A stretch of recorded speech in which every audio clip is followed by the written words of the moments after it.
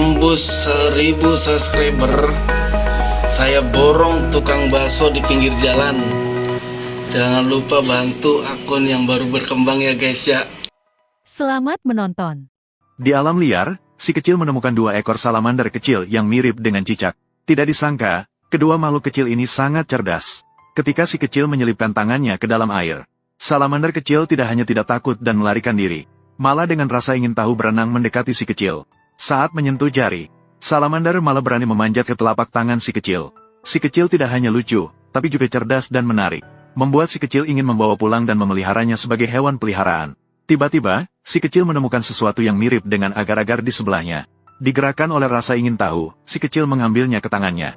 Barulah ia menyadari bahwa itu adalah ribuan telur. Mengingat telur-telur itu berada di sekitar salamander kecil, si kecil menduga bahwa itu adalah telur yang dihasilkan oleh salamander kecil tersebut. Maka dengan cerdik, ia mencuri sedikit untuk dibawa pulang dan menetaskannya. Namun, yang menetas membuat si kecil terkejut. Di bawah perawatan teliti si kecil, telur cepat tumbuh. Dalam beberapa hari saja, tanda-tanda kehidupan sudah terlihat. Bahkan ada yang mulai bergoyang di dalam telur. Sehari kemudian, semua titik hitam sudah terbentuk. Terlihat seperti sedikit mirip salamander. Mereka aktif berenang di dalam telur.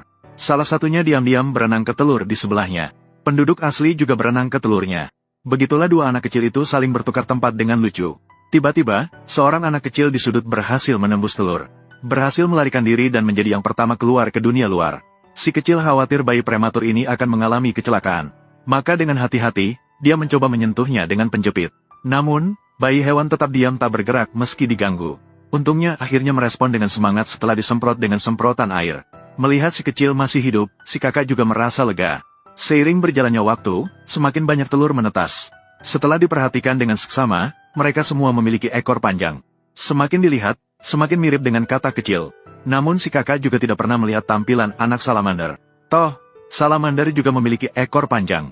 Agar bayi-bayi yang baru lahir ini bisa kenyang, si kakak dengan haru mengeluarkan ikan yang disimpan bertahun-tahun. Baru saja dia melemparkan ikan ke dalam air. Si bayi yang mencium bau ikan segera berenang mendekat dan mulai makan. Dilihat dari ukuran tubuh mereka, potongan ikan ini cukup untuk kenyang. Kemudian, si kakak menjadi sangat penasaran. Bahkan ingin mencoba apakah mereka akan makan nasi. Namun anehnya, mereka sepertinya tidak tertarik dengan nasi. Si bungsu merasa mungkin karena nasi diletakkan di tengah, mereka tidak bisa melihatnya. Maka dia khusus mendorong nasi ke sudut tempat mereka berada. Tidak lama kemudian, salah satunya bahkan mulai mencoba memakannya. Dan keluar dengan aroma nasi. Teman-teman kecil lainnya juga datang berbondong-bondong untuk berebut. Tidak disangka, anak-anak kecil ini ternyata suka makan nasi besar. Si bungsu berusaha agar mereka bisa tumbuh besar dan menunjukkan wajah aslinya secepat mungkin. Maka dia sengaja menangkap beberapa ulat merah untuk diberikan sebagai makanan. Tidak disangka salah satu anak kecil sangat nakal. Dia bahkan tidak langsung menelan ulat di mulutnya. Malah terus mengunyah dan mengeluarkan ulat dari mulutnya sambil terus-terusan menggemaskan. Penampilan lucu ini berhasil membuat hati si bungsu meleleh. Di bawah perawatan teliti si bungsu, tidak butuh waktu lama, anak kecil tadi tumbuh 2 kaki belakang. 5 hari kemudian, anak-anak kodok berhasil tumbuh kaki depan. Karena salamander juga memiliki 4 kaki dan 1 ekor. Pada pandangan pertama, penampilan anak-anak kodok ini juga terlihat cukup masuk akal. Namun, si kecil merasa ada yang tidak beres meskipun dipikirkannya dengan seksama. Anak-anak kodok ini lebih mirip proses berubahnya katak kecil menjadi katak dewasa. Pada saat ini, hati si kecil mulai goyah. Dia mulai meragukan apakah dia benar-benar salah mencuri telur. Namun yang terpenting sekarang adalah memberikan mereka rumah baru. Maka si kecil pun mulai mengatur ulang lingkungan akuarium.